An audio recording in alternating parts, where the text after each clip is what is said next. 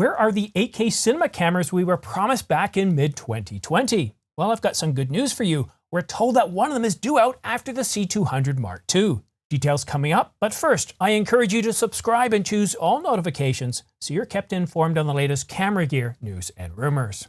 The Canon EOS 700 FF Mark II is due out this year after Canon announces a C200 Mark II. All this according to Canon rumors. Well, the C700 was rumored back in 2020 as a CR3. The specs have changed. Some of them have been improved, while others, well, we're not sure if they've been improved or not because certain details have been left out. First of all, I'm going to cover the specs of the new Canon EOS 700 FF, and then I'm going to compare it to the specs that we had back in, well, mid-2020. And we actually had two 8K cameras instead of just one full-frame camera, and I'll get into all those details in just a moment. So the Canon 700 FF, according to Canon rumors, this is the latest information that we have, is going to be an 8K cinema camera. It's going to have a dual gain sensor, and it's going to be capable of up to 240 frames per second in 6K or 120 frames per second in 8K. It's going to have the same body style as the Canon C500 Mark II. And as I reported yesterday on the C200 Mark II, it's going to have, well, it's going to be able to take both RF and EF lenses. So it's going to have an adapter on it so you can take EF lenses, take that off, and it's going to have a native RF mount. So you'll be able to support both lenses, up to 107 EF lenses and the several dozen lenses that we currently have. Well, I wouldn't say several dozen, but the many RF lenses that we currently have. Oh, and one other thing I almost forgot, it's going to feature the EUV2 built into the body. So now how does this compare to the rumors that we had on the previous 8K cinema cameras back in 2020? And the one thing you'll notice is back then, well, we didn't just have one 8K cinema camera. We were supposed to be getting two 8K cinema cameras, one of them being a Super 35 and one of them being full frame. Now, this rumor from Canon rumors doesn't mean we aren't going to get a Super 35, but it's being left out. There's no mention of it. Super 35 isn't dead. When it comes to this industry of filmmakers and producing high-level content, Super 35 still runs, well, it reigns extreme. This is what a lot of people default to. You've got the support from all the lenses, and again, lenses matter a whole lot more than bodies. So I'd be really surprised if Canon's saying, yeah, no, we're done with Super 35. We're just going to do full frame. So even though we're only hearing about a full frame camera, I do expect that we are going to get a Super 35. I can't imagine Canon coming out with a 700 and not having a Super 35. The previous rumor did talk about a dual gain sensor, but this rumor, well, it didn't talk about anything else.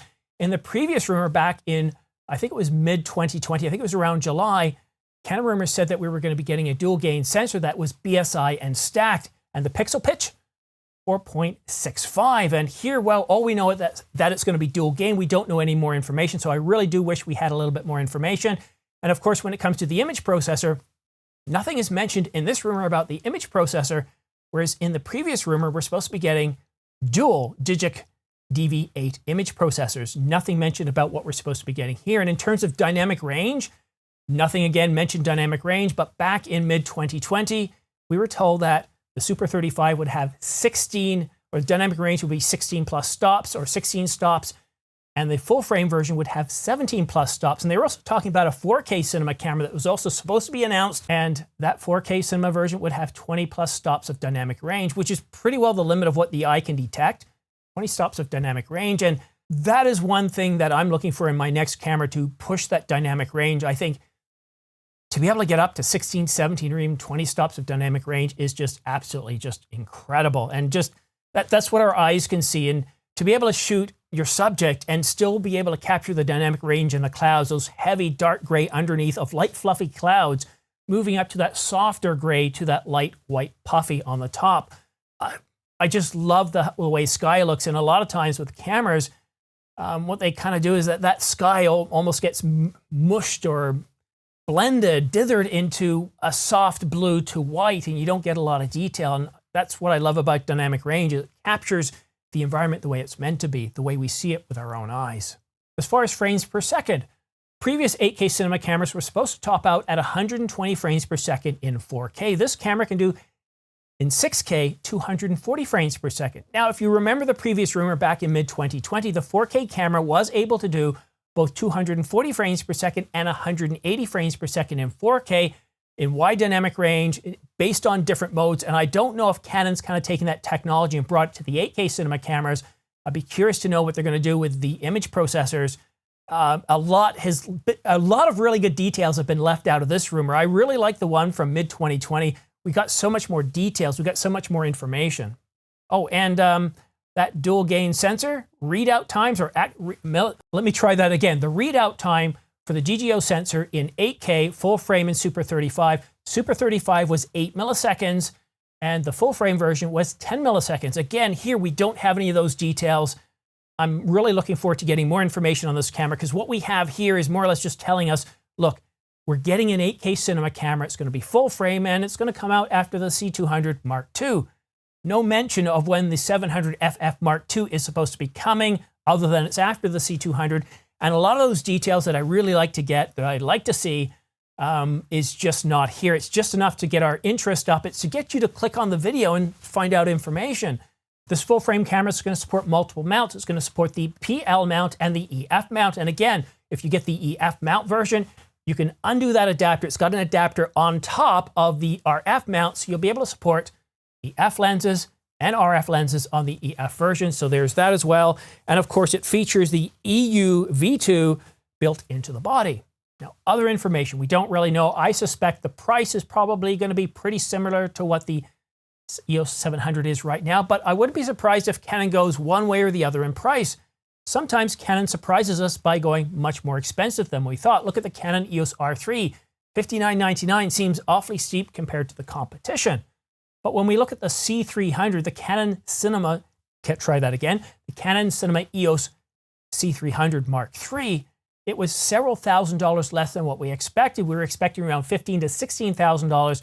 Well, Canon came in several $1,000s less than the previous Mark II, I was going to say version 2, at around $11,000. So a steep discount there in that camera. The C300 Mark III, I think, is a truly incredible camera. So I'm really curious to see what the C700 is going to be like, what its full specs are going to be like, what it's going to be priced at. This is one of those cameras that I talk about that, well, sadly, I don't think I'll ever be able to afford. Based on where my channel is right now, my growth rate, I think it'll be a long time before I'll be able to afford a camera like that. The next camera on my roadmap that I'm looking at purchasing is the Canon EOS R1. I don't know what this camera is going to cost. I suspect it's going to be around $64.99 up to a max of $69.99, but it really depends on the video and stills capabilities. I do think it's going to have Sony and Nikon beat. And if you own a Sony or Nikon, you might think these are fighting words, but think about it. How long has a Sony camera been out for? How long has a Nikon Z9 camera been out for? At this point, there's been enough time difference between these cameras, and when we get the Canon EOS R1 sometime in 2023, that if it doesn't beat them, well, Canon just isn't trying hard enough. And Canon has boldly said through various channels that the Canon EOS R1 is going to be a master of everything. Bold for sure. Video specifications, still specifications. I think this camera is going to be truly incredible, and that's my next camera that I'm planning on saving up for. The Canon EOS R7, as good as it is, the Sony a7 IV, or the Sony a7 R5 that's due to be coming out. No, I'm not ready for these. I want to go to a full frame camera, a flagship camera, and the Nikon Z9 got my interest, but I don't have any lenses, and the Sony Alpha 1, again, I don't have any Sony lenses. I have plenty of Canon lenses, so the move to that level is far more affordable to me. But I'm really curious to see what's going to be coming out this year. I've talked about this in previous videos, so I'm not going to get into a verbal diarrhea of those cameras here. Suffice it to say that I think the fall is going to be very interesting. And I want to talk to you just briefly about the level of content that I've been producing, well, over the last couple of weeks. You might think, where is Simon? Is he on vacation? Why isn't he producing? Well, I'm not producing simply because there really isn't a lot of information out there.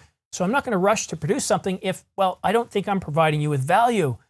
I don't want to get you to just click on videos just for the sake of it if there isn't anything of use or there isn't anything of value to you. And this video here, I thought of doing it earlier this morning or late last night when I first got information about this, and I thought, no, I want to think about this a little bit more. I want to compare it to the previous cameras.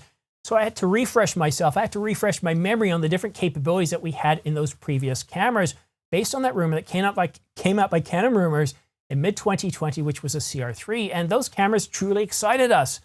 But what has happened? Canon, based on supply shortages in 2020 and early 2021, took a lot of cameras that they were planning on producing, canceled them, pulled them back, updated the specifications, and that's what I think we're seeing here with these 8K cinema cameras. Right now we just know about the full frame version, but the specs I do believe are going to be an improvement over what we had back then. So when we talk about readout times, when we talk about the different dynamic range, or the stops of dynamic range, the dual gain sensor, backside illuminated and stacked, and all these different capabilities, while we didn't get detailed specs in this rumor, I'd be surprised if it doesn't at least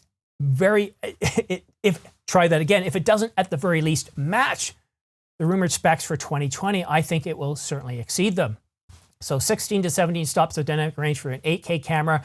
And what we've already seen is the 8K cinema cameras were capped out at 120 frames per second in 4K. And what we're seeing now is up to 120 frames per second in 8K, up to 240 frames per second in 6K. Normally we get cinema camera announcements back in around October.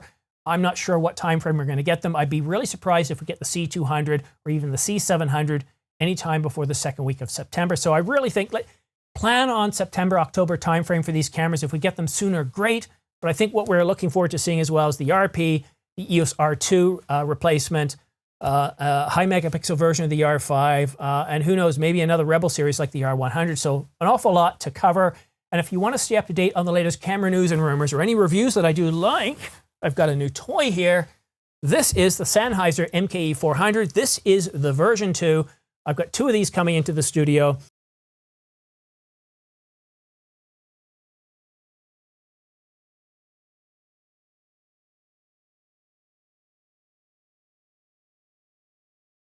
The MKE400 version 1 I really, really liked. But what's got me excited about this one here, I've got 3 separate gain options. And when I turn the camera on, it powers on. When I turn the camera off, it powers off. And if the camera goes into sleep mode, well, it powers off as well. So the batteries last a whole lot longer. And well, the dead cat is improved. Pretty well everything over the previous model, which is upstairs. Oh no, I sent it in. I sent it in for an RMA. This one's so much better, and the stabilization is inside the microphone itself. So if you want to stay up to date on the latest camera news and rumors, as well as reviews, go ahead and subscribe, but make sure you choose all notifications. It's because, well, when you choose all notifications, as soon as I publish a new video, YouTube is going to notify you so you can stay up to date on the latest camera news and rumors. But that's it for now. Thank you so much for watching. Have yourself a great day and the rest of your summer, and we'll see you again soon.